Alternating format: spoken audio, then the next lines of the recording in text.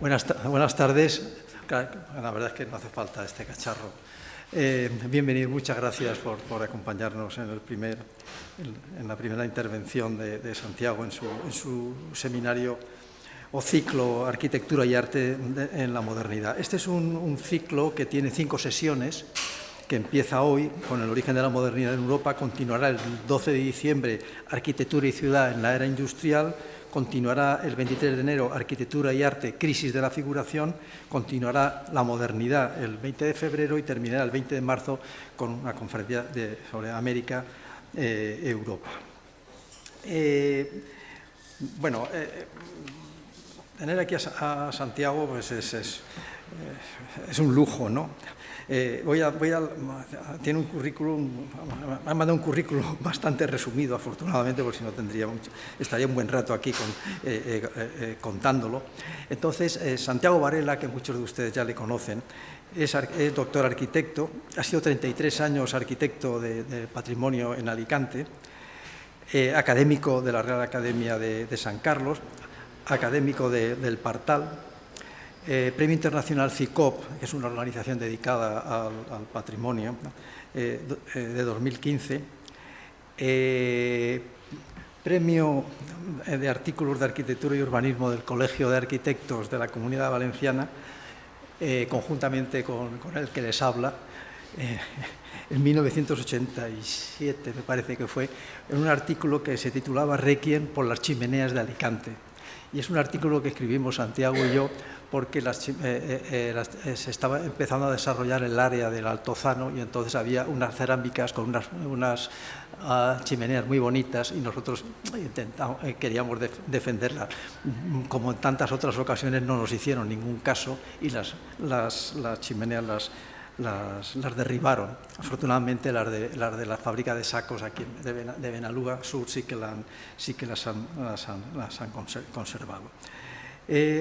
Santiago también es el director de una actividad para la difusión de la arquitectura que se llama la Mesa del Arquitecto, que lleva ya 8 años desarrollándose en la biblioteca del Museo de Arte Contemporáneo. Es un espacio, realmente se hace en la biblioteca, es un espacio muy agradable, muy acogedor. Yo soy habitual desde que se fundó y yo no soy arquitecto, soy un diletante de la arquitectura, pero la verdad es que he pasado ratos muy buenos en esa mesa del arquitecto y espero seguir pasándolas. El año pasado fue dedicado a las arquitectas. Bueno, las arquitectas, no sé, es que esto no está muy... Llamar arquitectas creo que es correcto, ¿no? Bueno, pues fue dedicado a las mujeres arquitectos o arquitectas y fue uno de los mejores ciclos que he disfrutado en la Mesa del Arquitecto. Tiene diferentes publicaciones. Bueno, voy a citar algunas de las que más me han interesado. Por ejemplo, a mí el descubrimiento de Enrique Sánchez Cedeño, Santiago, ha sido muy importante, ¿no? Yo creo que es un arquitecto muy poco conocido, porque aquí Vidal, que ha hecho los grandes edificios y que han dado su impronta a la imagen de la ciudad, pero a mí me parece, fíjate, a lo mejor no lo compartes conmigo, Santiago, pero Cedeño me parece más interesante que Vidal, por el momento histórico, por lo que hace, etcétera, ¿no? El de Jardines de Alicante también me gustó mucho, sobre todo por descubrirme lo que desconocía de esta ciudad, ¿no? Bueno, tiene algún artículo notable de urbanismo, Reforma Urbana de Alicante, que le publicó Hogar y Arquitectura en 1972. En fin, yo creo que con esto tenemos una imagen bastante clara de nuestro ponente de este seminario. Y nada más, Santiago, cuando tú quieras, ¿eh? Muy bien.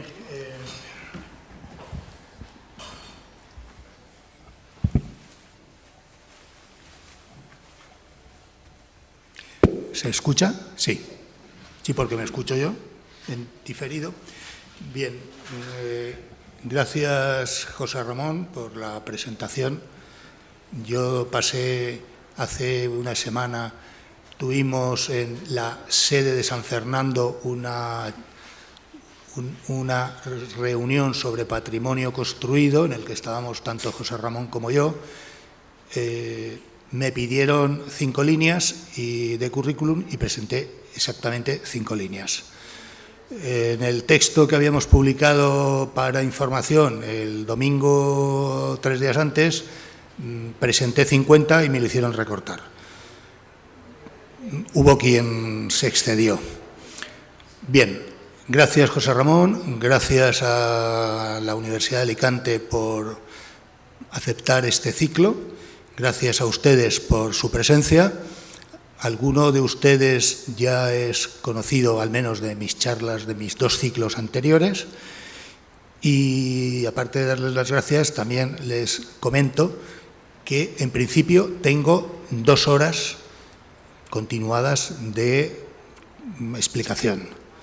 Segundo, que si hay una necesidad del tipo que sea de salir, con plena libertad se pueden levantar, salir, y si regresan estupendo, y si no, pues para la próxima, que ya ha dicho José Ramón las fechas que este año, por distintas circunstancias, han ido variadas. En años anteriores iban seguidas, en el mismo día, etcétera. Bien, ha hablado José Ramón y me da pie a justificar una vez más mi interés por la modernidad.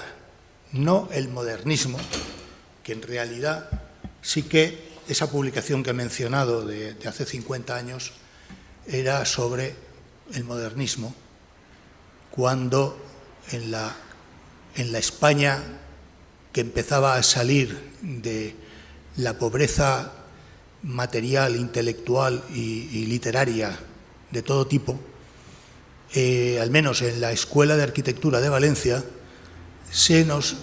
algunos alumnos nos enseñaban.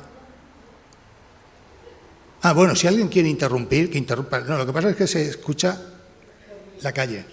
No, es que me he quedado esto porque no sabía si alguien preguntaba o decía algo. Bueno, decía que en la Escuela de Arquitectura 2, 3 alumnos, no éramos más, íbamos a las clases de Tomás Llorens y nos hablaba de pues aquello que fueron los eclecticismos, la modernidad, tanto en la vanguardia pictórica, plástica, como en la arquitectónica. Y el artículo que ha mencionado José Ramón fue un encargo que me hizo Tomás Llorens. No, haz esto y tal, que yo te haré para publicarlo en un momento en que Arquitectura Viva, a través de Carlos Flores como director, intentaba, Hogar y Arquitectura era la revista oficial del Sindicato de la Vivienda, del Ministerio de la Vivienda, sindicato oficial, etc. Carlos Flores, que luego ha hecho o estaba haciendo distintos trabajos de investigación sobre la arquitectura más reciente, estaba dando un vuelco o intentando dar un vuelco a la revista en cuestión. De hecho, en ese número que ha mencionado José Ramón hay un artículo dedicado a una obra. La portada es un croquis de Álvaro Alto que alguno de sus miembros del despacho del taller lo reconvirtió en un proyecto. Bien, quizás desde entonces me viene la costumbre o la intención de seguir estudiando lo que es moderno. Sí, es verdad que aquí tenemos poco de épocas anteriores, más o menos interesantes, más o menos brillantes, que en general llegan cronológicamente cuando en los sitios avanzados ya se ha pasado página y se está en otra época. Lo cual no quiere decir que con eso no subestimo lo que tenemos aquí. Lo que tenemos aquí es importante para nosotros. Cuando comparamos, pues como ocurre en todas partes, hay quien va por delante, hay quien ha innovado y hay quien no ha innovado. El título general es la arquitectura, es la modernidad y a ver si esto arranca, espero. Bien, en la modernidad, lo que no sé es cómo voy a eliminar la columna de la izquierda para no anticiparles a ustedes.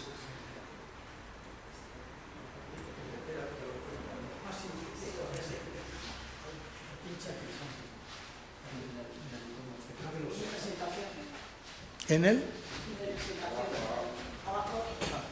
Esto creo que lo sé yo. O sea, espera.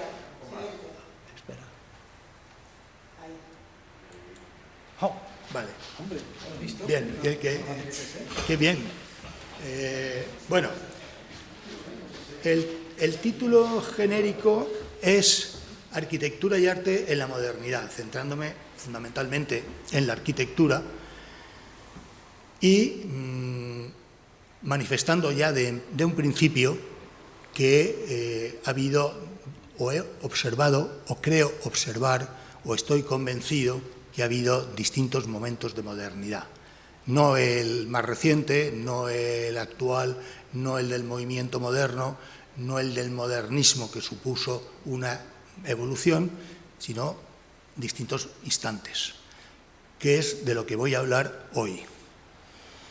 La imagen a la que he recurrido es actualizar uno de los cánones de la arquitectura, y por no recurrir al consabido de Leonardo da Vinci, que está en todas partes, pues he recurrido al modulor y en concreto, más que a un dibujo de los varios que hace Le Corbusier, es a la impronta que se hizo sobre el acceso, en la fachada de acceso a la unidad de habitación de Berlín, en el que, bueno, pues están las medidas que Le Corbusier, que era un señor de cierta altura física, arquitectónica, pues también, al menos así lo considero, bueno, pues pueden ver, además grabado, pues las alturas, etcétera, de esa figura que alguien le traspasó en imagen rehundida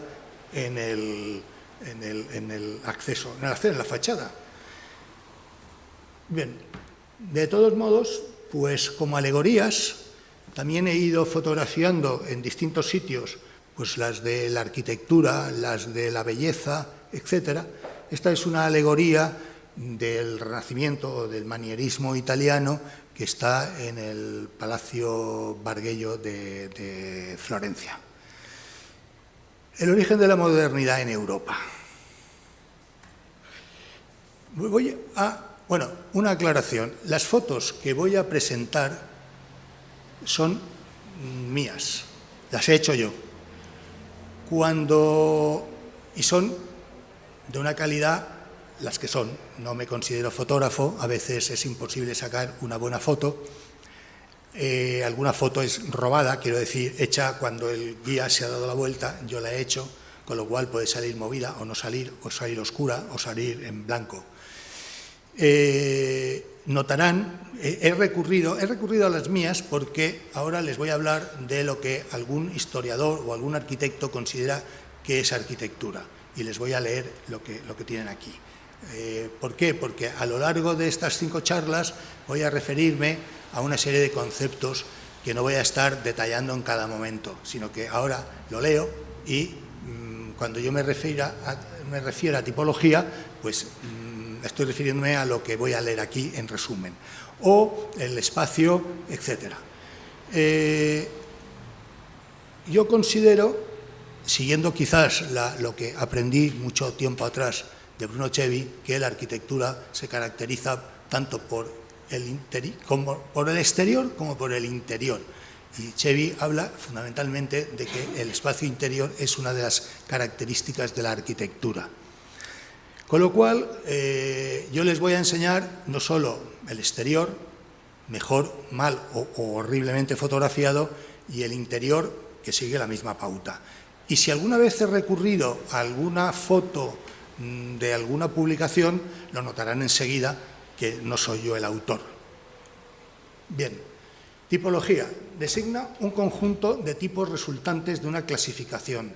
En lugar de describir el tipo, lo que hace es considerar un ejemplo del mismo en una clase de objetos o un prototipo.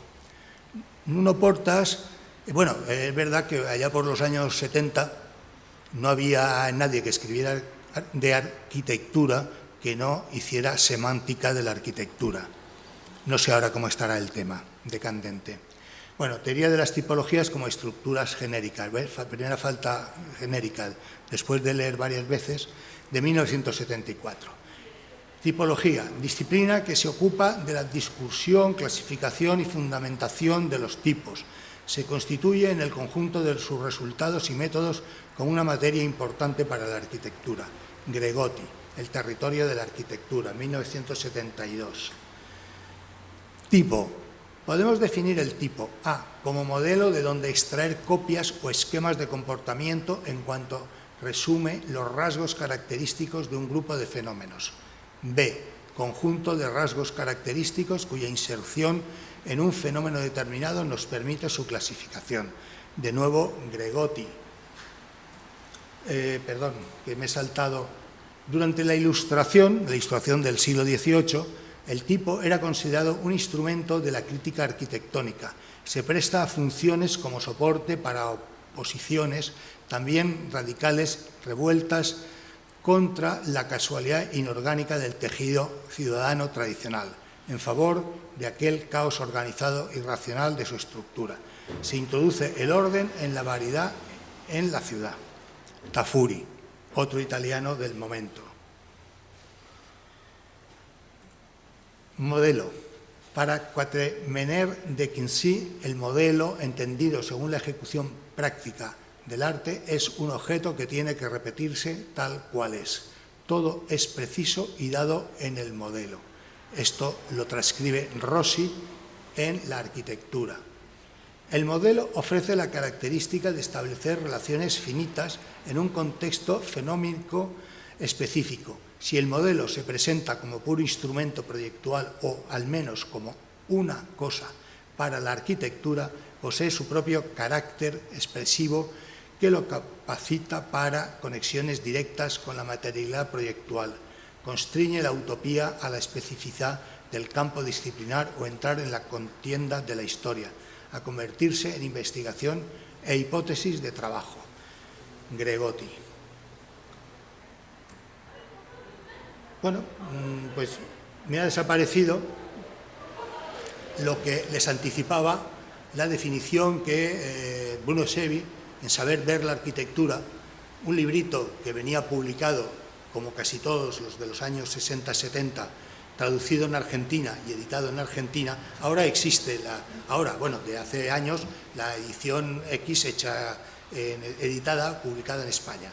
Lo que buena parte de esto que he leído ya venía de impresiones argentinas. Fundamentalmente, los primeros libros que empecé a leer de Le Corbusier, más o menos exaltados en la verborrea de Le Corbusier, estaban publicados en Argentina. Bueno, antecedentes medievales. Creo que en la Edad Media hay un primer inicio de modernidad. Ojo, no conozco tanto la arquitectura clásica de Grecia o de Roma, no conozco nada. Quiero decir, nada como para poder centrar si hay avances o no. Los hay avances técnicos y no los hay. Ustedes saben que los griegos utilizaban el dintel y no conocían el arco, y los romanos pues conocen el arco y la bóveda. Antecedentes medievales. El interior de una nave de una iglesia o de una catedral románica se encuentra en el Valle del Rin, o a lo largo del Rin, en Alemania. Y en el románico, o en el principio del gótico, pues pueden ver este mosaico del enterramiento de un obispo, como se puede ver por la mitra, que sostiene una iglesia, una catedral románica, en el mejor de los casos la suya propia, donde pueden ver las características de un edificio románico, de una iglesia románica, Sí, no olvidemos, tengamos presente que la arquitectura que proyectan antes del siglo XIX, arquitectos, maestros de obra, maestros albañiles que proyectan y construyen, atiende a dos modelos.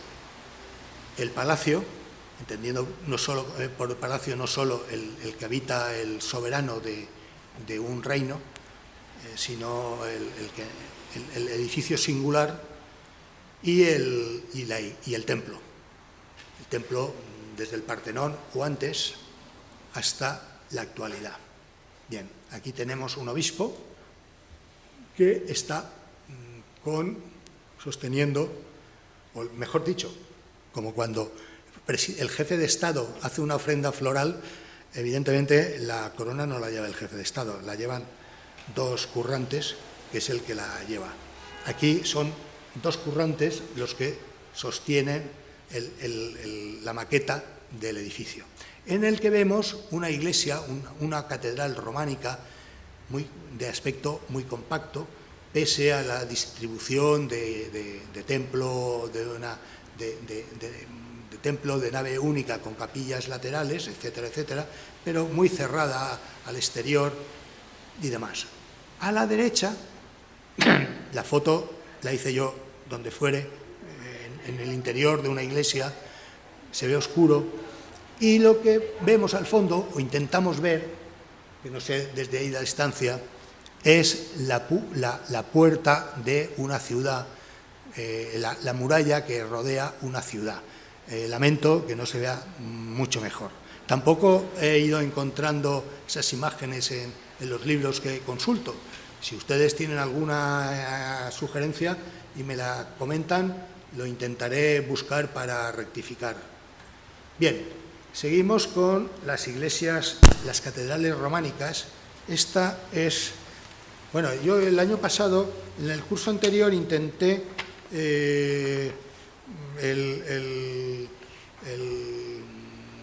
poner en la línea de abajo una orientación para estar leyendo lo que era cada cosa. Pero, curiosamente, cuando vine aquí no salía. Después de organizarme todo aquello, pues no se veía y entonces me he hecho la chuleta esta.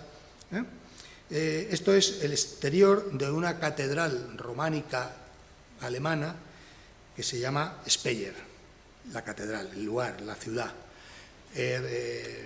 Volvemos a lo que hemos visto en la imagen anterior que sostenía el obispo, hasta cierto punto una construcción compacta, de nave única, capillas laterales, en este caso incluso sin contrafuertes.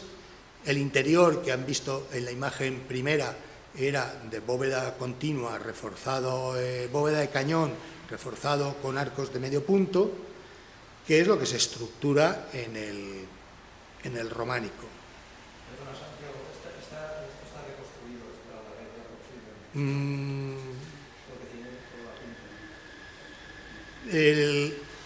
Hice una ruta en coche, que era las catedrales del románico del Rin, las catedrales del Rin.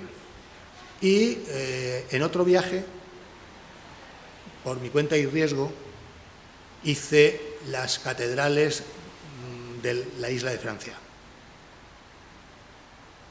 Interior, exterior, menos cuando llegaba a alguna, que eran las 12:15, y hasta el cura había cerrado la iglesia, porque a las 12, de 12 a 1:30 en Francia, o de 12:15 a 2:30, en Francia todo el mundo se va a comer, y está todo cerrado. Esto es Alemania, y buena parte de las...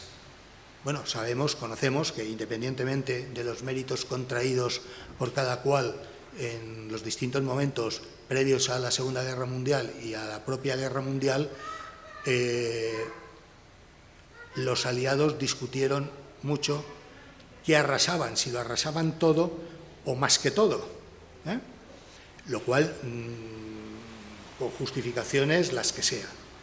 De hecho, bueno, todos conocemos el caso de Dresde, la llamada Venecia del Norte, que fue arrasada cuando en febrero, en un bombardeo sistemático que empezaron a las 8 de la mañana, a la mañana siguiente se alternaban americanos y británicos y estuvieron día y medio tirando bombas de fósforo, y la operación que destruyó Hamburgo se llamaba Operación Gomorra, técnicamente, según he leído en los libros de historia. Bien, sí, las catedrales del Rin se ven restauradas. En algunas las piezas escultóricas están en el interior de las naves, en las capillas, etc. En esa ruta, cuando estuve en Colonia, seguían trabajando, reconstruyendo, restaurando la catedral de Colonia, y al lado, uno de los vacíos que se había quedado era un museo de arquitectura reciente era de las intervenciones posteriores a 1900, bueno, en este caso sería ya de los años 60, destinado a piezas de la evolución de Colonia. El puente que el otro día nos puso, el puente de la estación de Colonia, que puso Florentino, estaba ya en pie, pero sí que había imágenes del puente hundido en el Rin. Bueno, estas iglesias están efectivamente restauradas, más bien reconstruidas, y en algunas ocasiones pues queda como un elemento urbano aislado, y a lo mejor la ciudad ha sido reconstruida o restaurada o rehecha con los criterios del movimiento moderno. Bueno o malo, creíble o no, pero eso también lo observé en Inglaterra, en Coventry, que fue destruida por la Luftwaffe. Según he leído en los libros de historia, para que los alemanes no se enteraran que se conocían los códigos de secretos, de comunicarse entre ellos, el alto mando británico, o el señor Winston Churchill, entre otros, decidió no evacuar a la población y que los alemanes arrasaran. La reconstrucción de Coventry pues se ha hecho en los principios del movimiento moderno. Ni buenos ni malos son los que tienen. Bien, a la izquierda son dos iglesias románicas. Una de ellas, la de la izquierda, es Speyer, y también, es, aquí me he confundido en la chuleta, es Word, la catedral de Word, y la de aquí es en medio de un valle oculto, distante, la catedral de María Leach. Vuelvo a lo mismo, estamos en plantas, en edificios muy compactos, donde predomina el muro frente a la fenestración, a las ventanas. Tanto una como en la otra detecté que estaban muy restauradas, muy reconstruidas, bien a partir de ir recomponiendo, pues como observé en Colonia, que tenían un plantel de piedras que supongo que miraban un día sí y otro también a ver dónde encajaba, si en la cúspide de la torre derecha o en la cúspide de la izquierda, y en concreto pues en este lado de aquí, se detectaba, y era un valle estrecho, que el angloamericano que bombardeaba le diría al colega: yo a por la torre de la derecha y tú a por la de la izquierda, porque defensas ya en esos momentos supongo que pocas y ninguna. Insisto en que en definitiva es lo que estamos viendo hoy, un día sí y otra mañana también, lo que las animaladas y salvajadas que están ocurriendo en Ucrania. Bien, sí. Sí. ¿La de Lutero, la de donde No, esa es la de Mandenburgo o algo así, que también visité. Sí, vamos a ver, que no es, no, la de Lutero, donde clavó las tesis, poniendo en crisis tal y cual, no es esta. No, la otra también la he visitado y de hecho tienen la placa en la puerta con las... Bueno, visité, no sé si en este viaje o en otro momento. Bueno, ahora de nuevo pasamos a la iglesia y un salto en la configuración que el gótico, dentro de esa modernidad hasta cierto punto, como innovación técnica o como innovación formal o como innovación arquitectónica y volúmenes, pues va a sistematizar una serie de elementos que parten del número 3, que es, pues, como vemos, en este caso son una nave de 5, un templo donde el tramo de arranque son 5 naves, mientras que en Amiens, dentro del llamado por algunos historiadores o historiadores del arte, el gótico clásico, pues bueno, aquí aparece la planta, probablemente, y aunque está en la actitud de los 2 dedos como un pantocrátor, yo entiendo que se trata del arquitecto. Esto también está en el suelo y es la lápida que hay en una iglesia, supongo que puede ser en Amiens. Estos con sus teselas, recomponiendo, no creo que sea el obispo, y más bien me parece que sea el propio arquitecto. Panofsky, un historiador del arte, que hizo una conferencia en Estados Unidos cuando emigró, o cuando estando en Estados Unidos, ustedes saben que estando él en Estados Unidos dando unas conferencias, le llegó el telegrama que le habían cesado de la clase como profesor de la cátedra que tenía en Hamburgo o de la Universidad de Hamburgo, porque Panofsky era judío y ya se quedó primero en Gran Bretaña o en Inglaterra y después ya volvió de nuevo a Harvard y a Princeton, compartiendo lugar en la Universidad de Princeton con Einstein. No el despacho, cada uno estaba en su terreno, claro. Bien, pues se puede leer en Panofsky que mientras en el románico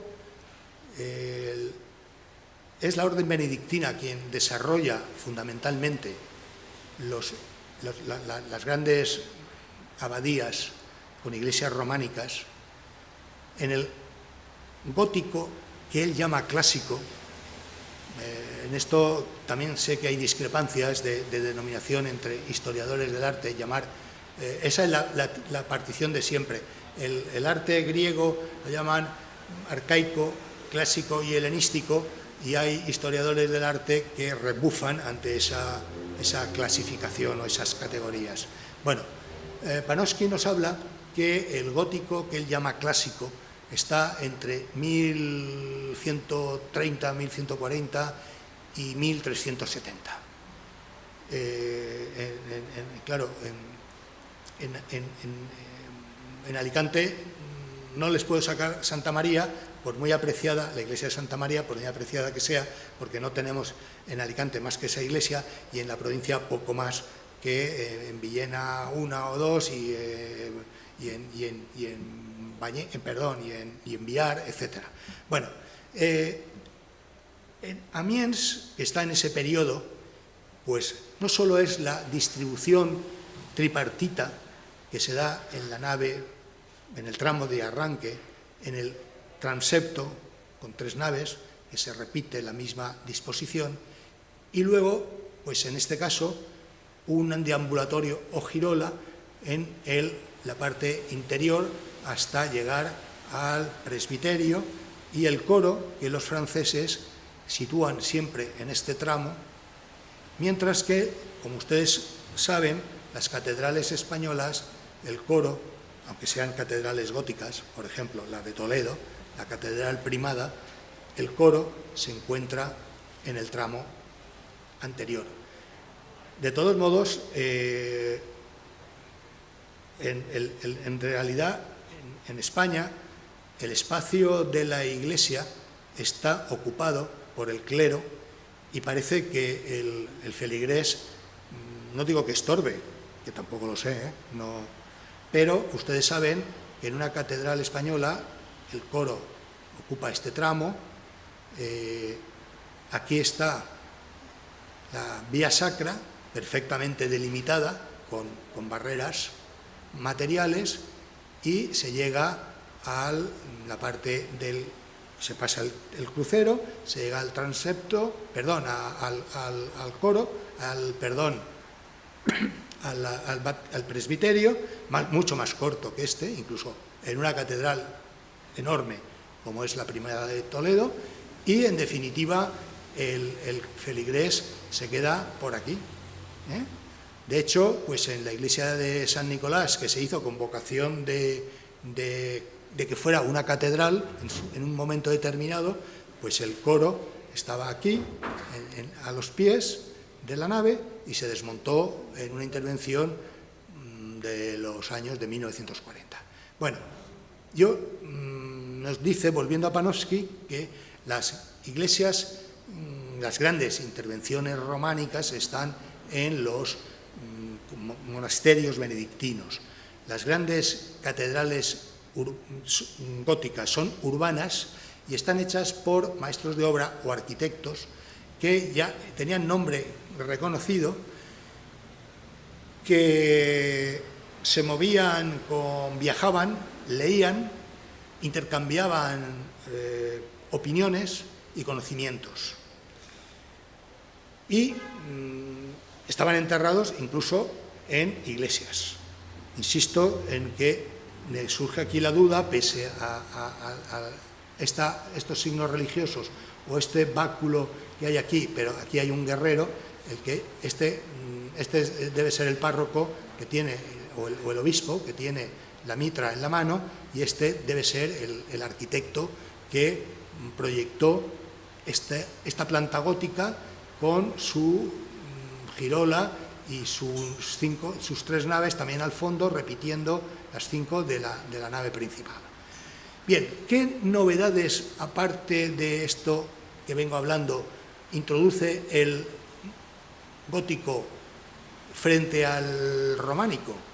Bueno, pues hemos visto en la primera imagen, como he dicho, una nave continua de bóveda de cañón, reforzada por arcos circulares de medio punto, donde predomina el espacio opaco, con poca luz, relativamente poca luz, mientras que el gótico introduce la bóveda de crucería. También el románico tiene la bóveda de arista, pero es mucho más rígida y menos permite constructivamente moldear.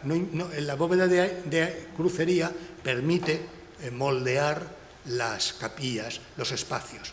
En concreto, pues como ven, aquí se da según sea más ancha o más estrecha la nave, y sin embargo, en lo que es la girola y las capillas circulares de la periferia del presbiterio, permite este juego, porque los nervios se pueden ir acoplando en planta y se pueden ir acoplando en altura. Bien, esto es una innovación técnica que desarrollan, y no de hoy para mañana, sino que van surgiendo pues comentarios entre los distintos maestros de obra, arquitectos o maestros albañiles, según la categoría con la que queramos considerar. Otro de los temas, bueno, este dibujo se debe a un tratadista del momento, Vuillard de Haunecourt, que dibuja un álbum, o sea, trata un álbum en el que desarrolla con sus dibujos los principios de planta de la arquitectura gótica. Los maestros constructores góticos del medievo avanzado usan lo que se llama la medida cierta. Medida cierta que no se daba exclusivamente en lo que importaba era la relación y la proporción entre dos dimensiones planas y luego trasladado a la altura. Es decir, se daba la proporción 1:1, que daba un cuadrado, se daba la proporción 1:2, que ya suponía añadir 2 cuadrados, que para un templo era dar mayor longitud a la nave principal, tuviera o no capillas laterales, la proporción 2:3, 1:3, esto que algún tratadista lo ha llamado la medida cierta, y permitía esa variedad. Claro, ¿hacía falta tener la vara de medir?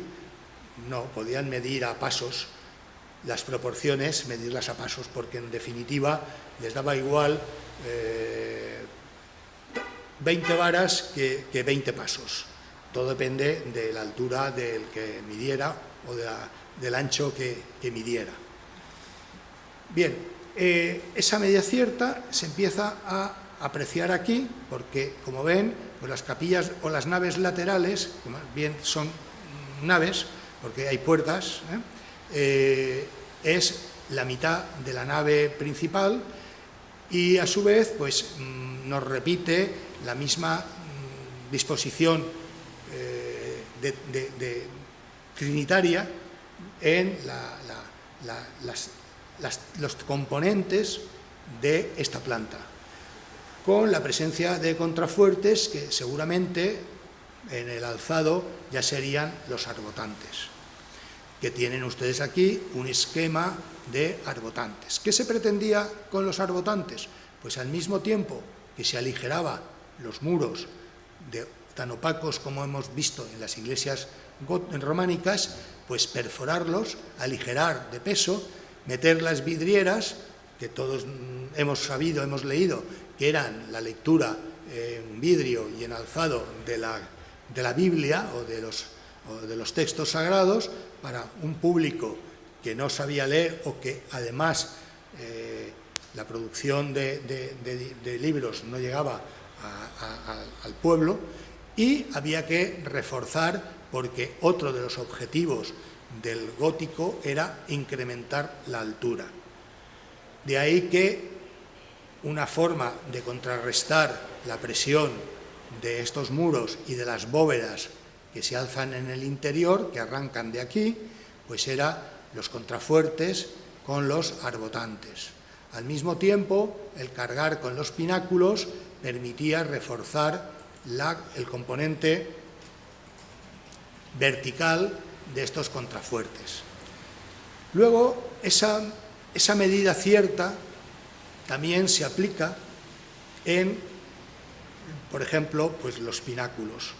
Aquí se puede ver un pináculo que se desarrolla, un cuadrado que inscribe un rombo de diagonal a diagonal, que a su vez inscribe otro cuadrado entre los puntos intermedios, y las puntitas, que en definitiva son las secciones que van adquiriendo estos elementos o estos pináculos. Y el contratista o el hacedor o el constructor pues no necesitaba medir a codos, que cada uno tenía la longitud que tuviera, etc. Bueno, aquí ya estamos en unas fachadas de iglesias, catedrales góticas. Amiens a la izquierda, Noyon a la derecha, son esas catedrales que de la isla de Francia, que tomando como centro París, se extienden en un radio de 150 kilómetros, que hoy lo veríamos sencillo de hacer en coche, en tren, pero habrá que situarse en el siglo XIII, que había que hacerlo en carreta o caminando, y una distancia de 150 kilómetros pues era considerable. Bien, aquí ya tenemos unas innovaciones porque el edificio tiende a la vertical. Las destrucciones de las iglesias góticas en Francia las destrucciones no solo se hicieron en la Segunda Guerra Mundial. Los alemanes también se explicaron hábilmente con sus cañones en la Primera Guerra Mundial, y Amiens, Reims, etcétera, fueron destruidas, teniendo en cuenta que además las cubiertas fueron destruidas por acción del impacto de los cañones. El Gran Bertha creo que disparaba a 100 kilómetros de distancia, con lo cual podías estar tomándote el croissant al lado del Sena y te caía el pepino encima. Bien, además, como las cubiertas eran de madera, los incendios, lo hemos visto en París hace 5 años, el incendio de Notre Dame, que los incendios se propagaban y se provocaba como mínimo la destrucción de la cubierta. Bien, uno de los objetivos que pueden hacer los constructores góticos con la invención del arco de apuntado y las bóvedas, porque claro, el objetivo del gótico no es solo el arco apuntado, sino que el gran hallazgo es la bóveda, salvar la arista y poder ir más allá en altura y en superficies irregulares, cubrirlas. Esta es una iglesia típica, gótica, del periodo que diría Panofsky clasicista, donde aparece un primer piso, un primer nivel, que coincide a mitad de las alturas de las bóvedas del interior, 2 niveles, 2 pisos, y encima colocan el rosetón, que aquí no existe. No existe porque esta es una solución todavía de inspiración románica, y no sabían dónde colocar el rosetón porque tropezaban con el interior de las bóvedas. Esta elevación en altura, aparte de ganar mayor magnificencia en el exterior y en el interior, pues permitía llevar el rosetón a mayor altura por encima de las bóvedas finales, y las torres ocultaban las pendientes de las naves laterales. Insisto en que todo eso lo entiendo como una modernidad, un avance de tanto estructural como formal, como espacial, que permitía avances de todo tipo, y que luego llegan a las pequeñas parroquias locales, como sucede pues en Santa María de Alicante. Esta imagen es contrafuertes en la Catedral de Amiens, lo que hemos visto antes dibujado aquí al aire, y el contrafuerte que hace que se estabilicen las bóvedas del interior de la catedral. La girola, la parte exterior del transepto, y el juego de contrafuertes y de arbotantes. Y los pináculos que, insisto, más que, además de efectos de darle peso vertical a los contrafuertes, pues también servía, en cierto modo, como ocurre aquí, para proteger las cubiertas de las naves interiores, de las naves centrales. Un interior diría que esto es la girola Amiens, el interior, una magnífica humedad, como pueden detectar por aquello de sacarle defectos al gótico. Las naves y las nervaduras en esas plantas trapezoidales que se consigue con las bóvedas de arista. También habrán ustedes oído hablar de finales de las destrucciones del año 14 al 18, que entre los arquitectos, sobre todo los arquitectos que se dedicaron a la restauración, estaba el dilema de si lo que sujetaba era el conjunto de los nervios o eran las plementerías, y pues los más avistados que trabajaron en determinadas restauraciones, pues observaron que en realidad lo que está sustentando las bóvedas es el conjunto de nervaduras y plementerías. Volvemos a lo mismo, aquí es el fondo del transepto, el ábside o el giro porque el giro de la girola coincide con esto, es la capilla del fondo, pues era era cómodo o más sencillo de resolver con el invento o la puesta en valor de las nervaduras, que permitía cubrir estos espacios de 1, 2, 3, 4, 5 tramos, que era lo que tenía esa capilla en su interior. Y al mismo tiempo averiguar que, como ocurre en muchos sitios, en muchas iglesias que aún se conservan restos de pintura, aquí era el azul que, si recuerdan, pues la Sainte-Chapelle de París está terminada con los colores azules. Bien, interiores de unas iglesias góticas donde los muros se van perforando y permite la entrada de luz, la entrada de luz tamizada por las vidrieras, no solo blancas, que supongo que serán las que se restaurarían después de accidentes de todo tipo, no solo bélicos, sino que el vidrio es suficientemente frágil sobre todo el de esta época, para que el estallido el impacto de un rayo o el estallido de un trueno pudiera lesionarlos.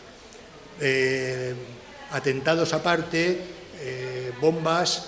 En la propia Revolución Francesa, si ustedes se han fijado en más de una portada de iglesia gótica, se puede ver que fueron cortados las imágenes religiosas de los pórticos, en más de una, no sé en estos momentos si son el 2% o el 57%. Si una vez tienen ocasión, lo miran. Bueno, aquí tenemos un alzado típico del interior que se traduce al exterior, que es el cuerpo que separa de las naves central de las laterales, el cuerpo oscuro por donde discurren el piso sobre las bóvedas laterales, y el claristorio, que lo tenemos aquí, y en algunos edificios, en las grandes catedrales, que estiran en altura y aparece un cuarto cuerpo interior. Bueno, otra iglesia gótica, y pasamos al 400.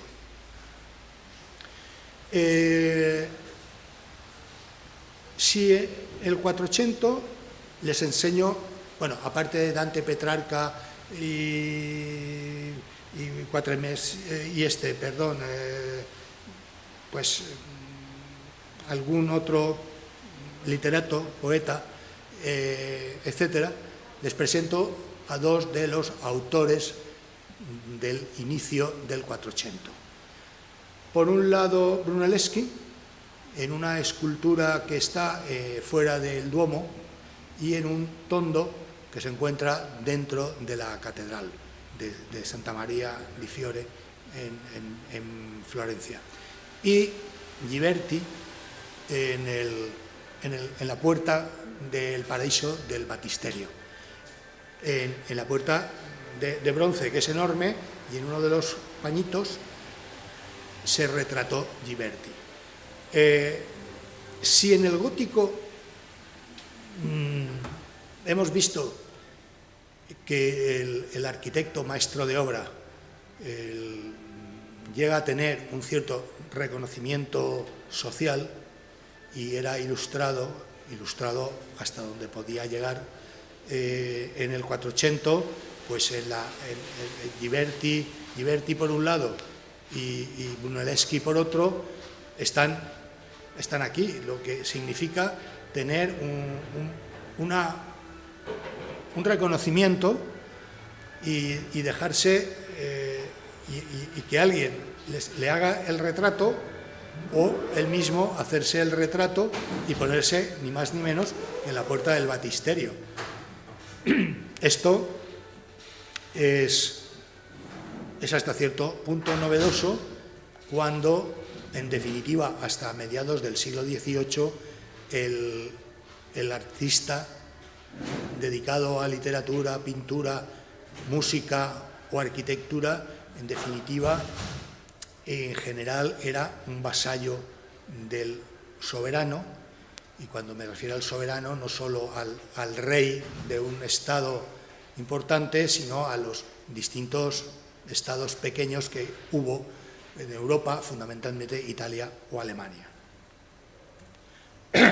Como precedente, me refiero al Panteón de Agripa, que el que tenemos en la actualidad es el número 3 o 4 de los que se fueron construyendo en época romana, porque los romanos no tenían el menor inconveniente, según he leído, yo no estuve con Julio César,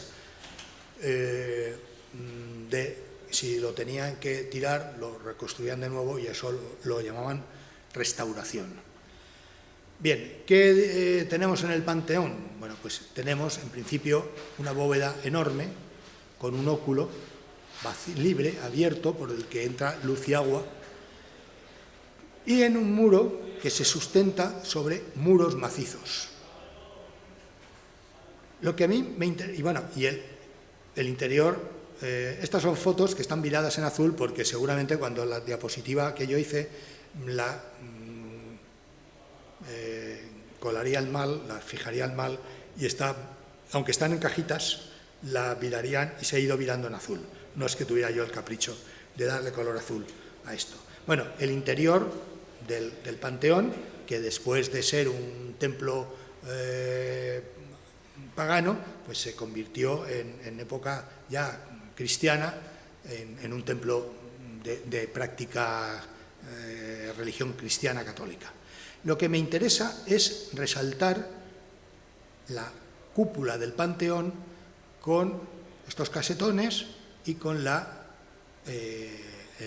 lucernario central, el óculo central, en unas dimensiones considerables, tanto para la época como después escasamente superado en construcción, digamos, no actual, pues solo pues por San Pedro, la iglesia de San Pedro, que veremos en su momento, como por San Paul de Londres. Bueno, si los griegos utilizaban en las esculturas, en el Doríforo, por ejemplo, el canon y el desarrollo vertical de la figura humana, el Doríforo era un guerrero que llevaba una lanza al hombro, pues eso nos dicen, ahora no la tienen, pues se rompería o se perdió. Se desarrolla, el módulo es de 7 cabezas en la altura. Siempre, si en el gótico hemos visto que la medida era la llamada medida cierta para desarrollar plantas y alzados, y tengo que decirles que yo restauré en el castillo de Novelda una de las 2 puertas, que era el tramo que tenía en el proyecto, gracias a la medida cierta, porque había restos en el suelo, había restos en un alzado, llegaba la imposta, estaba la luz, y me coincidía la medida cierta y reconstruí la puerta, restauré la puerta. Me tocó ir a dar explicaciones a alguien que por qué había hecho eso. Pues bien, bueno, eso es otra historia. Bueno, en el Renacimiento, Alberti inventa su modulación para sus palacios y sus edificios, que evidentemente son palacios. Vuelvo a lo que hablaba antes del palacio, no solo para el soberano, sino para alguna de las grandes familias dominantes en la Florencia del 400. Bien, estructuras aparte, almohadillados y variaciones en cada nivel, pues nos da la relación que él considera que debe tener el desarrollo del alzado de su edificio, o en este otro que corresponde pues a un patio interior con las arcadas en primer plano, las pilastras o las columnas en el sobreorden y las que sustentan las arcadas. Y siempre, insisto, con esta modulación. En esa época se dan las interpretaciones antropomórficas de que el hombre, la figura humana, dejémoslo ahí, aunque evidentemente los signos son de caballero, se modula como el centro que está en el ombligo o en el pubis. Y entonces pues se producen estas interpretaciones. Uno de los palacios, este es el Palacio Gondi, en Florencia, estamos hablando en Florencia, donde se da el 400, adelantando, pues en ese momento es la arquitectura más avanzada, cuando en el resto de Europa ya se habían superado las grandes catedrales góticas, pero se seguía construyendo gótico. Por ejemplo, los ingleses creo que han hecho gótico toda la vida. No han sabido salir de ahí. Bien, el interior, con la escalinata desde el patio central, el Palacio Strozzi, en un momento determinado, siempre dentro de esas proporciones, dentro de esas interpretaciones, y el interior del mismo palacio, el patio, en donde pues había esta exposición, el día que yo hice esas fotos, con estas interpretaciones, estos elementos, y esto ya es el Palacio Medici, en el que volvemos pues a la intervención de almohadillados muy texturados, al arco de ventana ciega en el que se abre una ventana posterior, que son estas, con otro lenguaje ya más avanzado el tiempo. No entro si es más avanzado o no en lo arquitectónico. Y retrotrayéndonos a la disposición del Panteón romano, tenemos el templete de Bramante en San Pietro y Montorio. Como ustedes saben, es una construcción que he leído en algún sitio, hicieron los reyes católicos, y en otra que se debe a Fernando de Aragón, esposo católico de Isabel la Católica. No sé si eran muy católicos o no, pero bueno, no entro tampoco, no estaba allí en ese momento y no. Bien, en definitiva, era una construcción, no solo el templete, sino todo el conjunto aquel que financiaron la monarquía española. Y el templete que, insisto, como edificio central, de planta central, centralizado, que se puede recorrer en su integridad, como el Panteón, es este,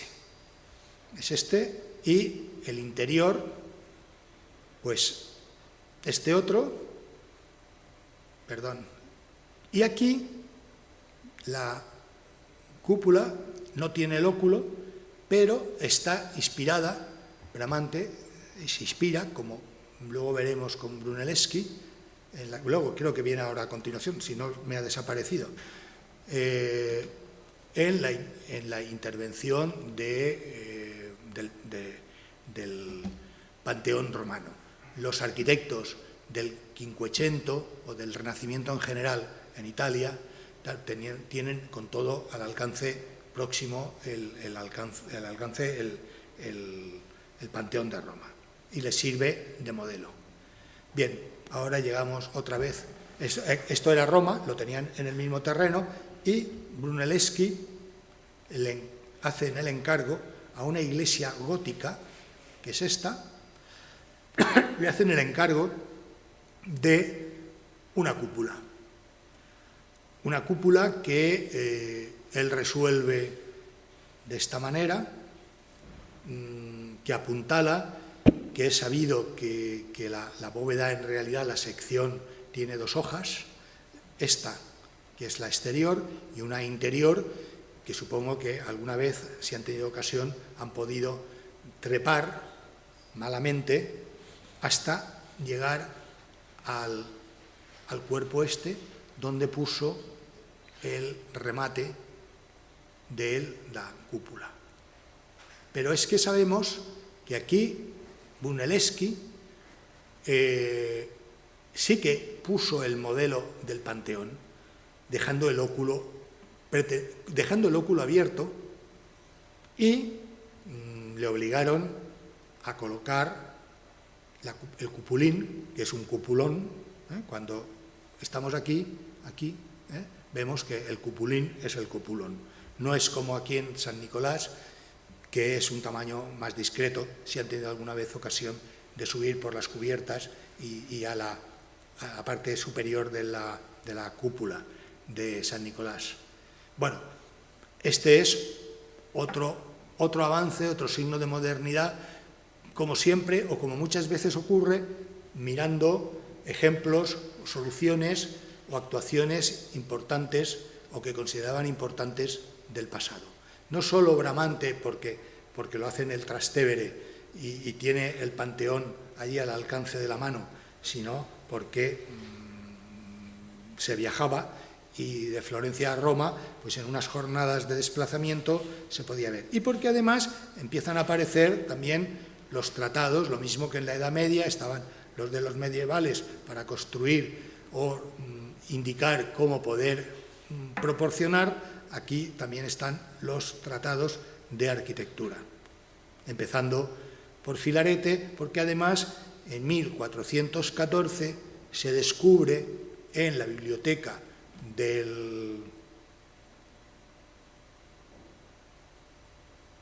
ya me vendrá a la memoria, el Tratado de Vitruvio. Sí, en Monte Cassino. Iba a decir, ese que bombardearon, pero hay tantas cosas que se bombardean a diario que ya no... Bueno, la presencia de la cúpula está en todas partes, en Florencia, en el interior de la ciudad, en el exterior, al otro lado del Arno, subiendo por el viale de Miguel Ángelo, dentro de la ciudad, teniendo en cuenta que lo que hablábamos es una iglesia gótica hasta aquí, y que Brunelleschi le coloca pues esa cúpula con el avance técnico y la rememoración de la cúpula del Panteón. Este es el interior, que pintó alguien por encargo, pues evidentemente del Cabildo o de los Medici. Mientras se daban navajazos unos a otros, pues a lo mejor le encargaron a alguien el interior, la pintura. Es una solución frecuente, repetida, y no entramos. En el Panteón no se llegó a pintar nada, se dejó el casetonado. Aquí no se utiliza el casetonado, pero, por ejemplo, en San Nicolás de Alicante, porque el constructor, o uno de los varios constructores, el que le tocó el tramo del crucero, pues le había llegado información de lo que se había dibujado en Roma. Unos dibujos de edificios centralizados de Leonardo da Vinci, y una iglesia de planta centralizada exenta en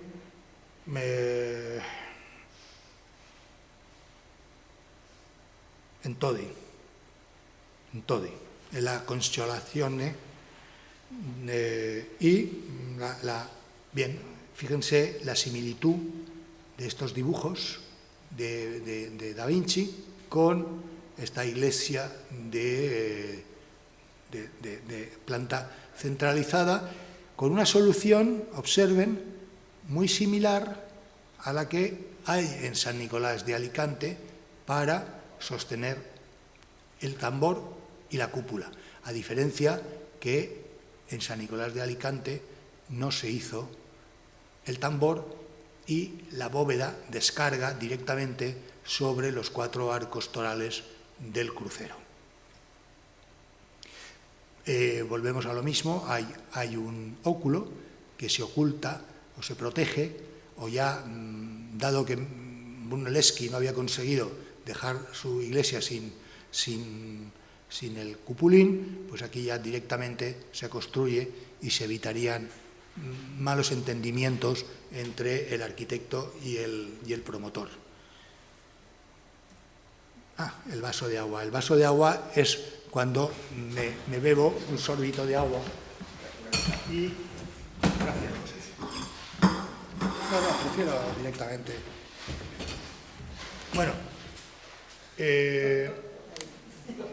¿Cómo? ¿Perdón?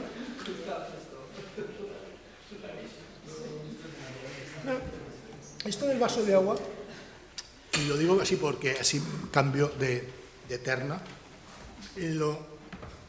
lo aprendí, y no soy yo el original, de Antonio González, que es arquitecto, porque arquitecto médico o ingeniero o dentista es para siempre, otra cosa es que se ejerza o no. Antonio González trabajaba en la Diputación de Barcelona, en el Servei de Patrimoni, y se encargaba de los trabajos de restauración, bueno, lo que hace aquí Diputación de Alicante, entre otras cosas, Diputación de Barcelona también, y él restauraba edificios, hizo un equipo multidisciplinar amplio, desarrolló teoría de la restauración y se jubiló hace unos 8 o 10 años. Y en las conferencias que daba, cuando íbamos a algún congreso o cuando nos reuníamos en la Academia de Partal, el Partal es un palacio nazarí que está en Granada. Y lo fundaron la Academia unos 12 miembros, entre ellos Antonio González, que fue presidente durante muchos años, y luego fuimos incorporándonos, algunos, apadrinados por alguno de los 12 apóstoles. Y bueno, pues hacíamos congresos. Cuando había dinero, había congresos de 3 días, porque la Caja de Ahorros de Madrid o el Monte de Piedad de Madrid, o como se llame, Caja Madrid ahora, tal, colocaba dinero, no sé cuántos tal, la Andalucía ponía, en fin, bien. Luego eso lo hemos ido restringiendo, los que vamos nos pagamos lo nuestro y lo de más allá. Pero bueno, Antonio González ponía siempre un vaso de agua y así decía, bueno, es que ahora bebo.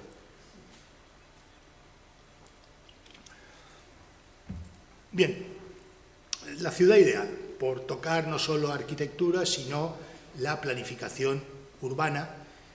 Tenemos un ejemplo de ciudad, de una resolución antropomórfica de la ciudad en la que la figura humana está organizando las proporciones de un sistema de murallas con sus cubos circulares en las esquinas, una puerta protegida por un glacis, aquí en el centro evidentemente la planta de una iglesia y lo que se entiende como si fuera el castillo o la fortaleza importante dentro de esa ciudad.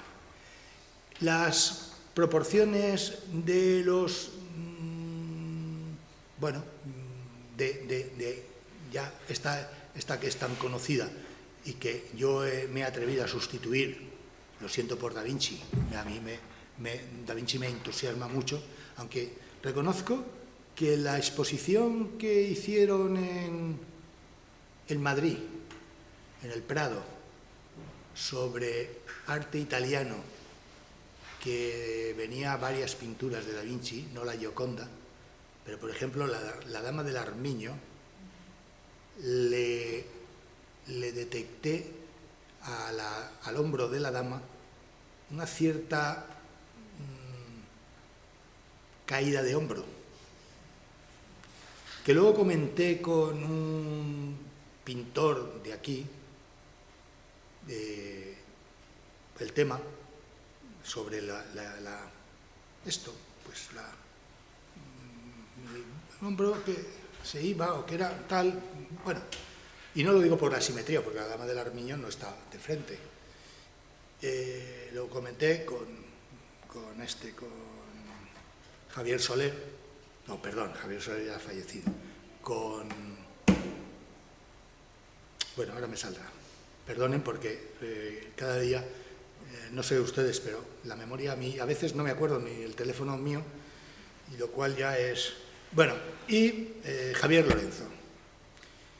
El tema ese de esa enmienda que se detectaba, eso que las exposiciones, estas multitudinarias, esas costosísimas del Prado, son un auténtico peñazo porque no ves nada de nada, ¿eh?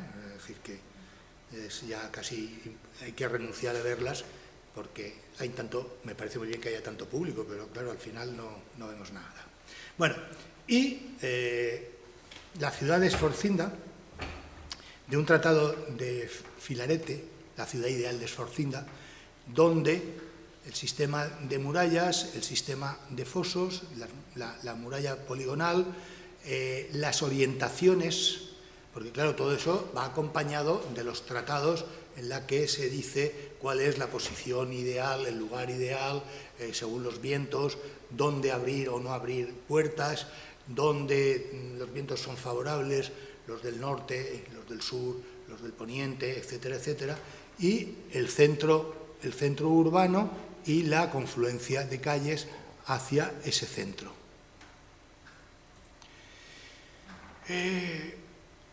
Esta es una imagen de una pintura italiana, no recuerdo ni quién es, ni dónde está, ni quién es el autor. Es Lorenzetti en Siena, en el Sí, es posible, sí. Que lo traigo. El buen gobierno y el mal gobierno. Lo traigo porque es una ciudad medieval, es la pintura de una ciudad medieval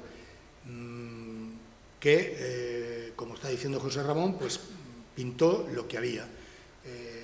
Torres cúbicas con arcos apuntados, donde se encuentra el mercado, aquí bajo la lonja de comercio, de contratación, etcétera. Estas pinturas y estos colores, el fondo oscuro y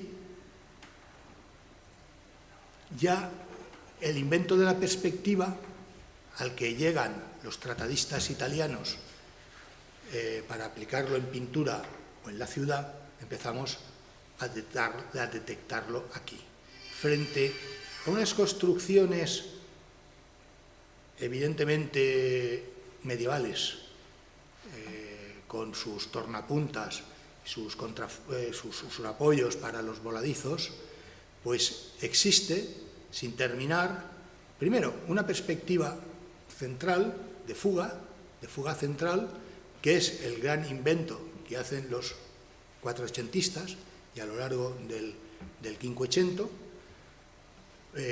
una perspectiva de eje central que organiza el trazado del pavimento, donde los volúmenes medievales ofrecen una morfología de época, distintas alturas, distintos anchos, voladizos en distintos lugares, pues hay un principio de arco de triunfo a la romana antigua, que focaliza la atención y a su vez da pie en esa transparencia a un fondo interior que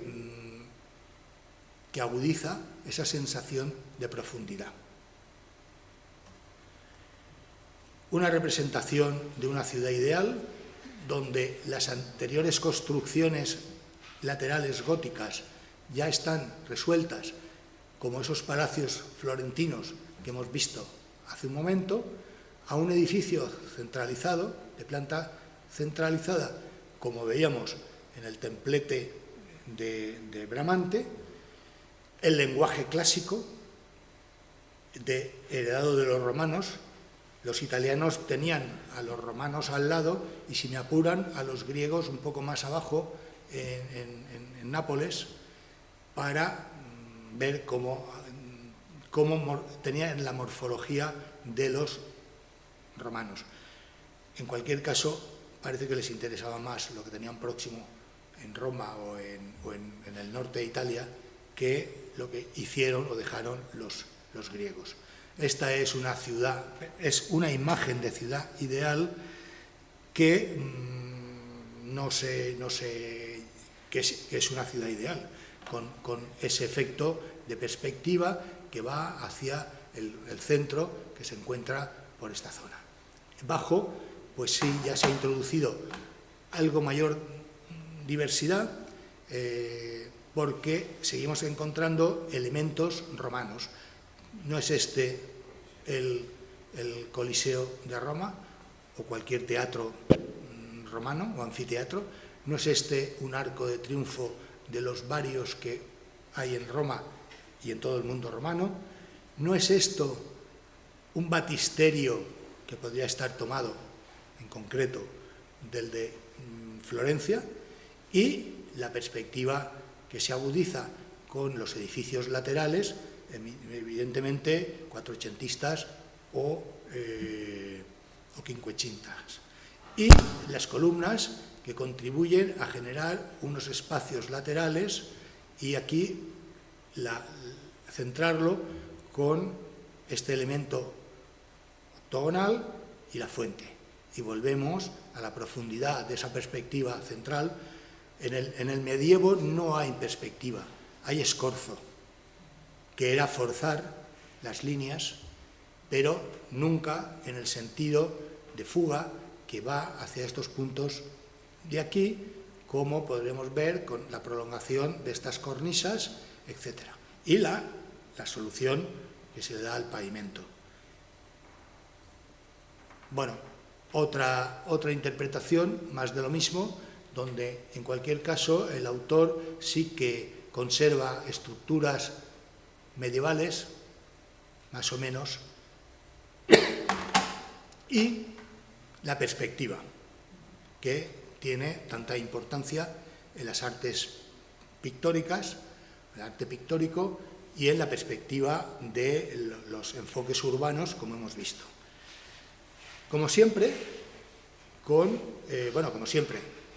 ingenios para poder trasladar lo que se veía aquí en esta mandolina al dibujo que va a sacar el taller del maestro pintor o del escultor en su momento, ¿no?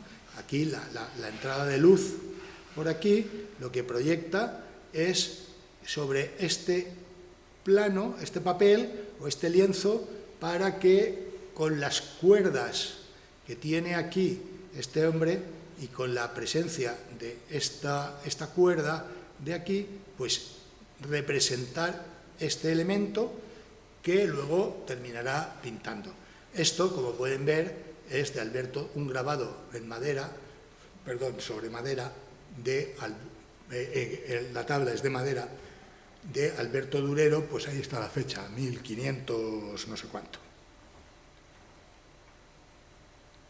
Y el traslado de la perspectiva, Piero della Francesca, por ejemplo, hace este estudio en perspectiva de un marco, unas bóvedas, dos de frente y 2 laterales, y el punto de fuga que sitúa justo a la mitad de altura del espacio libre, y todas las líneas que fugan, que luego traslada a esta pintura al fresco, que si no recuerdo mal está en un convento de Florencia, y que es una crucifixión, como se puede apreciar, con el Cristo crucificado, el Dios Padre, supongo que la paloma estará no muy lejos, y San Juan y la Virgen, o al revés.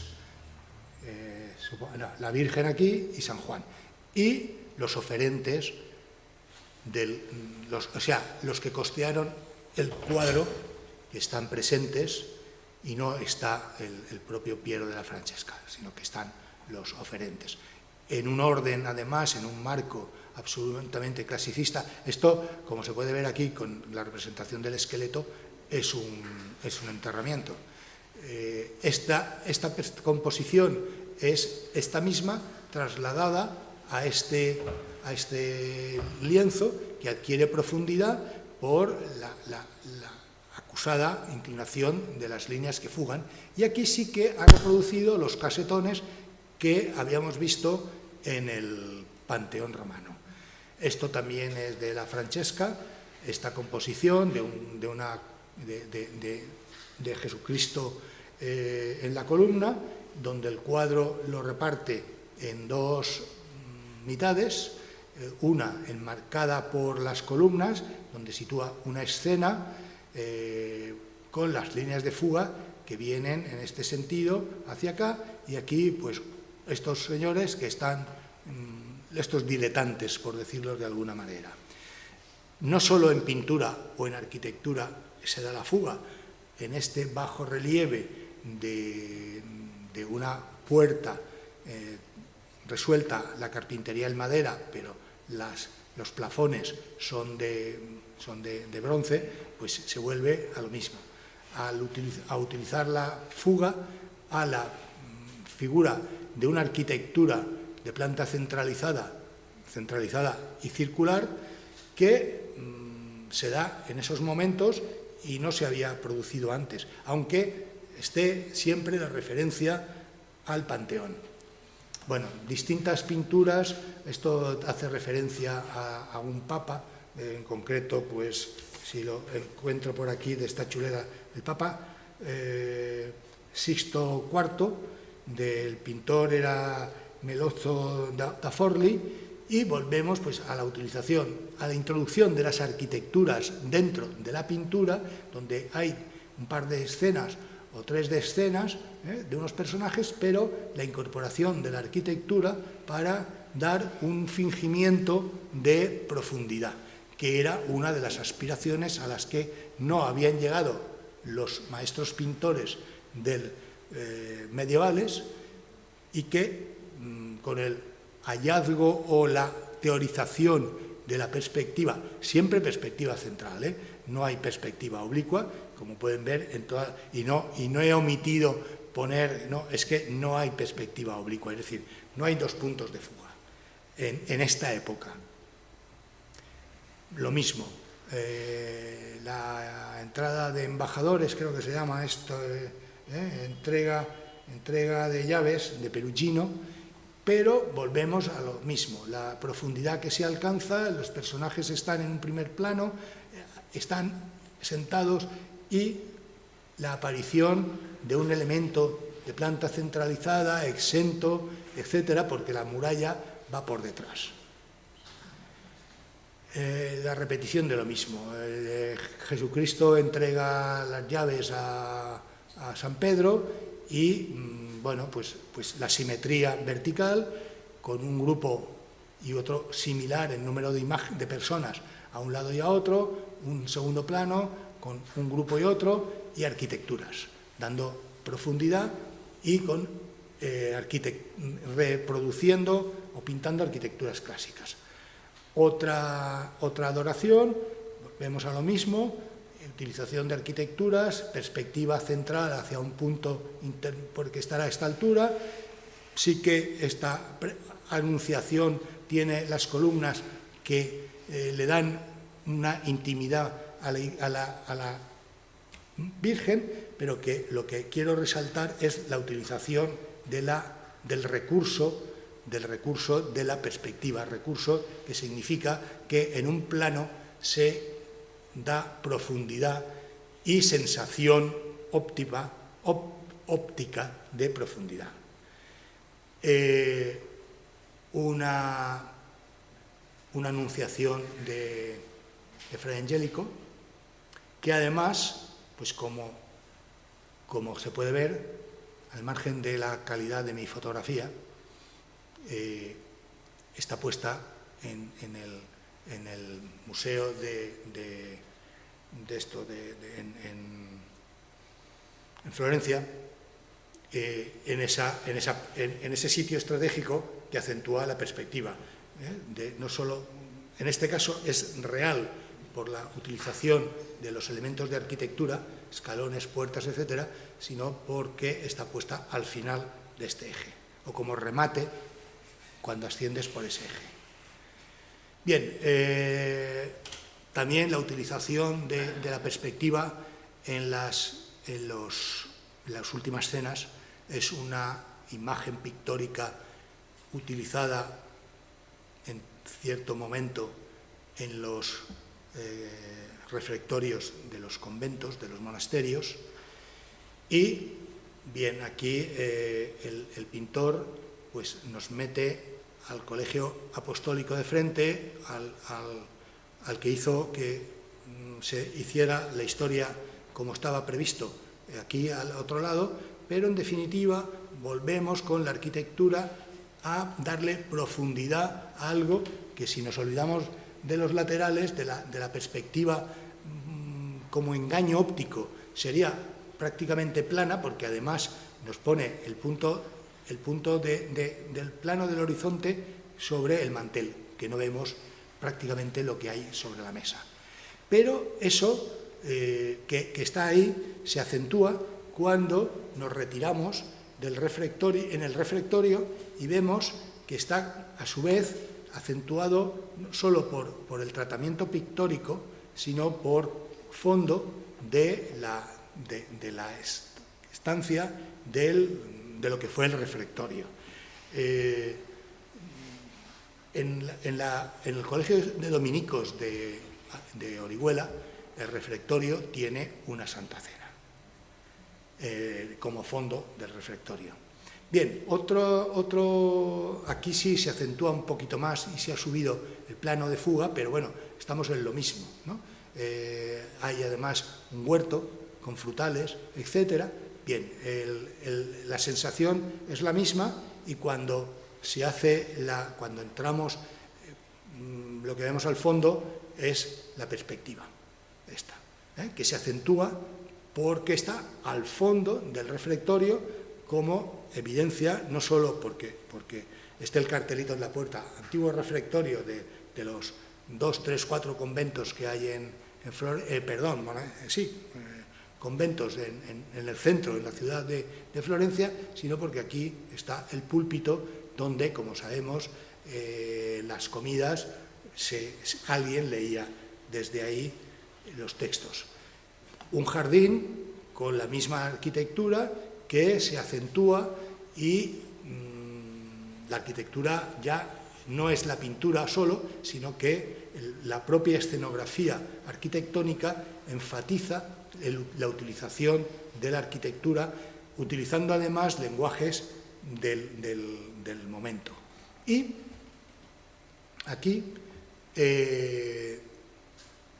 esto es San Sátiro en Milán, que, si se fijan, pues el presbiterio tiene esta gran profundidad, con el arco del fondo, el casetonado, los medallones de la bóveda, etc., el suelo en círculo, pero esto es un engaño de la perspectiva, un engaño óptico de la perspectiva, porque la planta de San Sátiro es esto, y en definitiva estos peldaños son estos de aquí.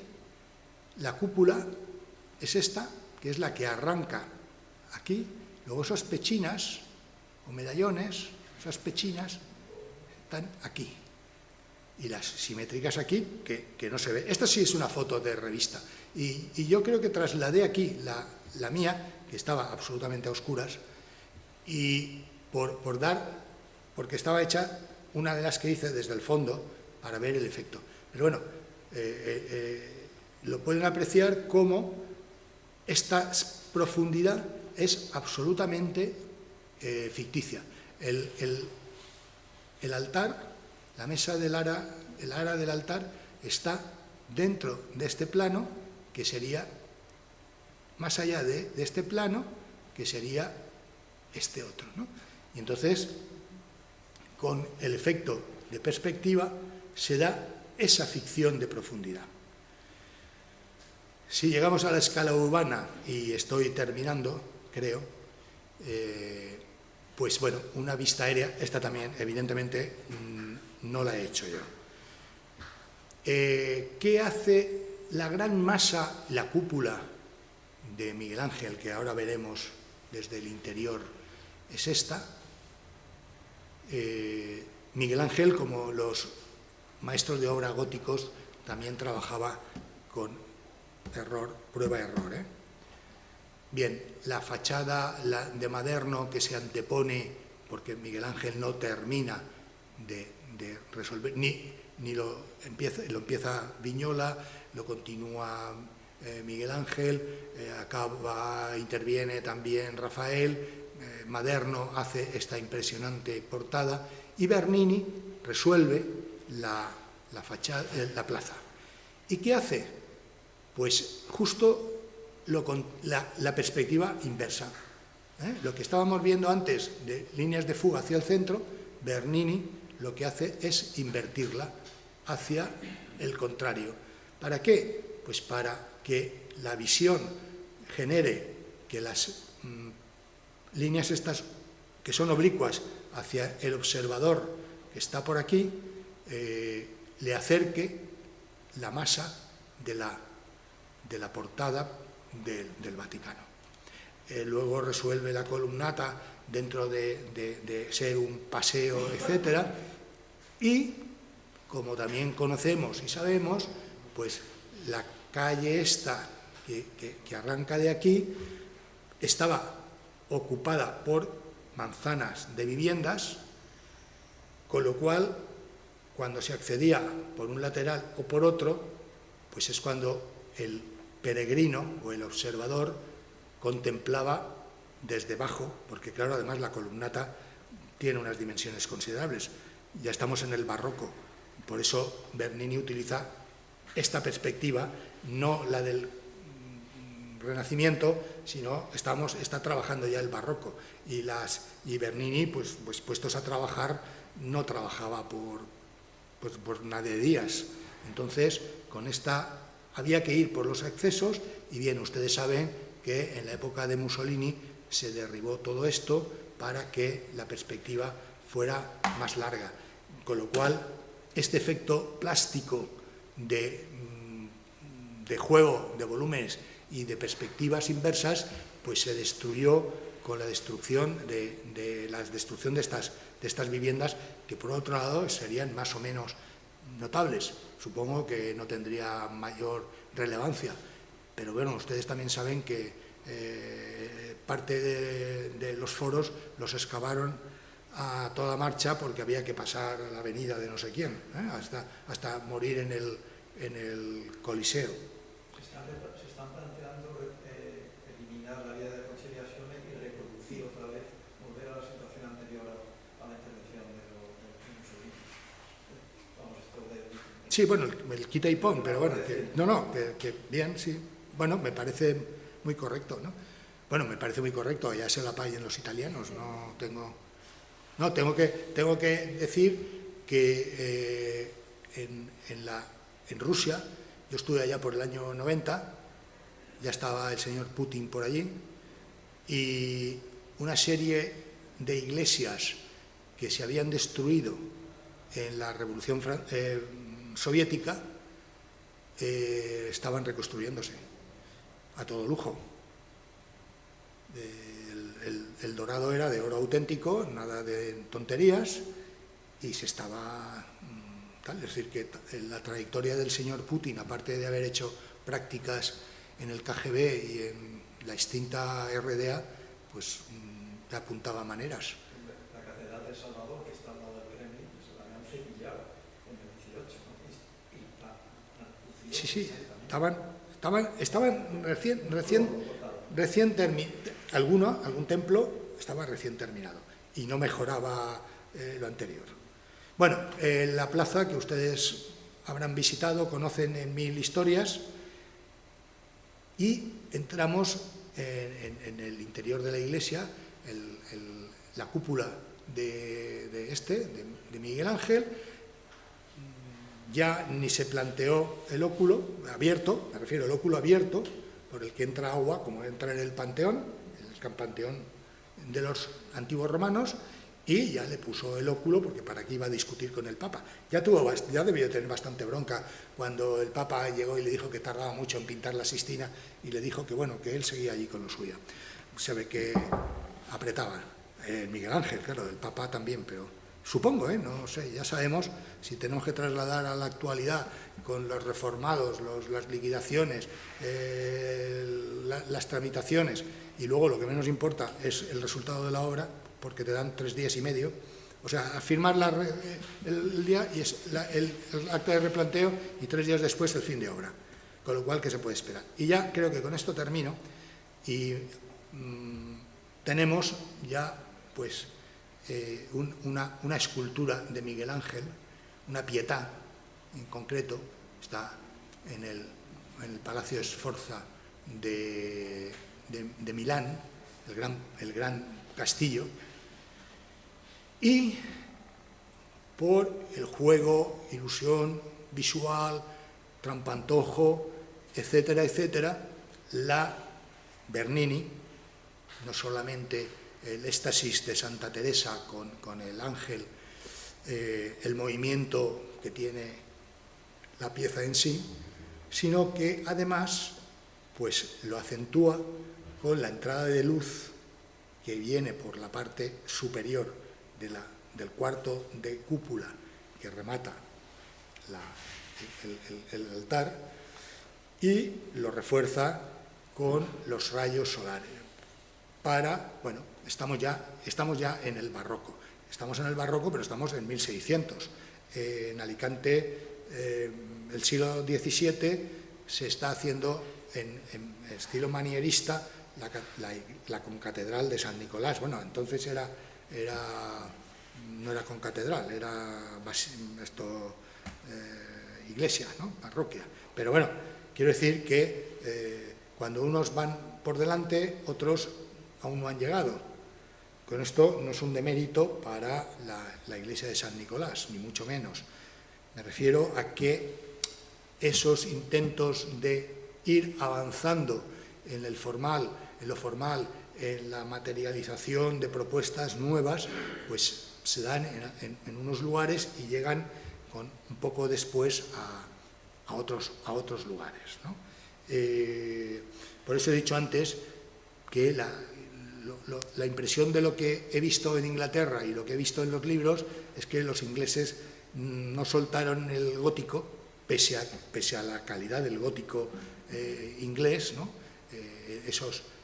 Esas palmeras que tienen, pues desde el punto de vista estructural, pero que pasaron del gótico al gótico y siguieron con el historicismo gótico, porque era muy gótico. Pues nada, lo matéis, que digan, ¿eh? Bueno, y claro, aquí está evidente el conocimiento de esto, lo que hablaba Miguel Ángel, que en el bloque de piedra él simplemente tenía que vaciarlo para encontrar la escultura, en este caso pues la Pietà, que por cierto el Cristo carece del paño de inocencia. Y con esto termino. Gracias.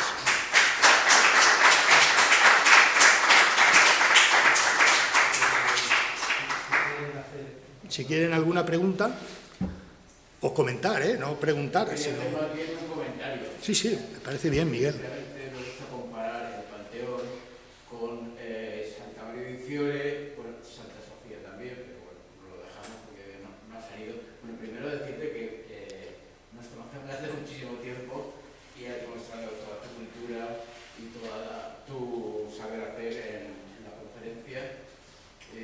Sigo con la comparación de estas importantísimas iglesias y San Pedro y San Polo. San Polo ha salido, lo has comentado un poco en el pasado. Para mí, tecnológicamente hablando, el más avanzado es el Panteón. Y es porque los romanos utilizan, viéndolo desde el punto de vista de los materiales, utilizan el opus caementicum, utilizan el hormigón, entonces es un elemento monolítico. Y precisamente por eso consigue hacer una esfera perfecta de 43 metros de diámetro, mientras que Santa María y San Pedro tienen 1 metro menos. Yo no sé si uno es que no quiso superar, eso nunca lo he podido haber visto, no quiso superar, o es que no tenía los materiales para ello. Necesita hacer tirantes de metálicos con cadenas de acero, necesita hacer las aristas de piedra, porque la planta es poligonal, y utiliza el ladrillo puesto como una especie de caracol para aligerar muchísimo el peso de la... Miguel Ángel, sin embargo, que se copia casi todo de Brunelleschi, salvo para una cosa muy interesante que es precisamente el centro de la cúpula, el tronco, donde incorpora una serie de columnas que le dan una verticalidad que no tiene Santa María. Sin embargo, pues también utiliza las cadenas, la doble hoja, los mismos 42 metros, tienen el mismo diámetro. Y sin embargo, San Polo tiene menos diámetro, porque destaca básicamente por la altura. Y Hooke, que es el que calcula la estructura, y por lo tanto, pues, técnicamente es el que más avanzado de todos los anteriores. Sin embargo, es un poco cobarde en el sentido del diámetro y lo que hace es ganar altura para que se vea desde todos los puntos de vista. Pero lo que es muy interesante es la aplicación del hormigón romano, que se pierde luego en el Alto Imperio, al final del Alto Imperio, y nunca más se ha vuelto a hacer hasta hacer los hormigones modernos. Y sin embargo, esto Brunelleschi lo conoce, lo ve, pero no lo sabe hacer. Y entonces necesita de otra tecnología. Yo no estoy muy de acuerdo. ¿No? No estoy de acuerdo. Claro. A ver, yo voy a hacer la pregunta. Bueno, lo que me parece muy perturbador de contar el pasado. Tenemos una imagen del dolor del Corbusier y luego nos pone más en el interior de una iglesia románica. Bueno, esto, sí, es la historia. A ver, ¿dónde dice Le Corbusier que toma los modelos de la unidad de habitación cuando lo está teorizando? De un monasterio cister en el sur de Francia, no digo en Marsella, no, sí, la Tourette es el monasterio que hace cerca de León. Mira, te lo diré el miércoles que nos tenemos que ver. Le Tournet es el Tournet o la tal. Uno es el monasterio que hace a 30 kilómetros de León, pero él dice, yo he estado hasta en la tumba de Le Corbusier, coste, y en el Cabañón. Sí, bueno, unos van aquí a la Santa Faz y yo no voy, por ejemplo. Bien, no, perdona, te he cortado, pero no, que esto y una iglesia románica, que Le Corbusier admira el románico, más que el gótico, por la simplicidad y por la abstracción. No, pero que porque me ha parecido muy interesante, o sea, el arranque que ha tenido tu conferencia.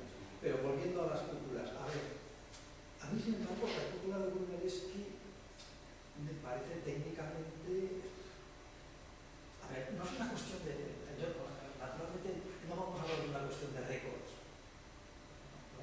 vamos a hablar de una cuestión técnica. La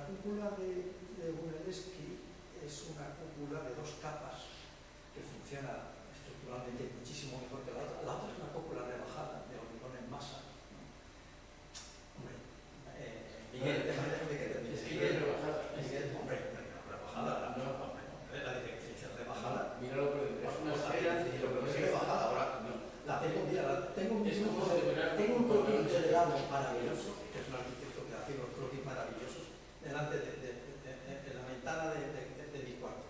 Ahora cuando llegue la miro y te digo algo. Bien, entonces, hombre, si no fuese tan, no sé, pero dices tú que tuvo que meter unos tirantes metálicos con el estilo. ¿Tú has visto los muros? Claro, es que el Panteón, Miguel, que recoge los esfuerzos horizontales. es que los muros del Panteón son macizos y circulares. Claro, mientras que con todo, ya Santa María di Fiore, aunque sea románica, los muros no son de 1,5 metros, pues de 1,5 metros del Panteón, pero son macizos y circulares. Con lo cual, por lo que está diciendo José Ramón, el impacto de la caída, la transmisión de esfuerzos de la cúpula del Panteón y de Santa María di Fiore no es la misma. Incorpora mucha tecnología. Pero es una cosa muy importante, además que sois arquitecto, bueno, yo siempre en este caso es que es difícil saber, pero claro, es que la técnica constructiva, es que es autoportante, es autoportante. Sí. Una rueda autoportante de 2 patas, bueno, parece es decir, hecha sin cimbra, que va poco. Tecnológicamente, Miguel, y el tuvo que utilizar mucha tecnología de vanguardia porque no tenía el material que se usó en el Panteón. Esa es la diferencia. Pero el Panteón es absolutamente esférico. Lo que pasa es que los muros están subidos. El infradós tiene razón que el infradós es esférico, pero creo que el estradós no. No, eso, por eso. El muro está subido a más de la mitad para soportar las cargas los empujos laterales. No, el exterior, el trasdós del Panteón, no se ve la cúpula completa, no se ve. Pero además es que Brunelleschi es el primer arquitecto que tiene, además, que tiene conflictos que dirigía a los trabajadores. Bueno, echa un montón monta una huelga y el tío no se corta un pelo y los echa todos, ¿no? Y trae nuevos. Tiene que desarmar a Brunelleschi mucho menos, La cúpula está en 3 cuerpos y el último. El muro de fuera está subido hasta 2 tercios de la semisfera. Sí, pero Miguel, estamos hablando, tú has dicho 1,5 metros. No. 4 metros y medio. 4,5 metros. Pues mira, claro. El óculo tiene 9 metros. El óculo de tiene 9 metros. ¿Tienes alguna pregunta? ¿Una pregunta más? Es que si lo dibujas, tiene media naranja y los muros están subidos aquí.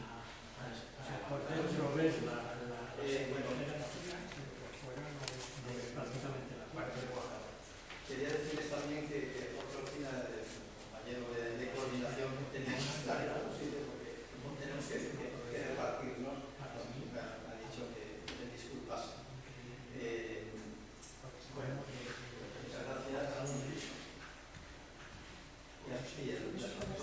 Yo creo que la semana que viene entramos en la modernidad propiamente dicha. Sí, creo que sí.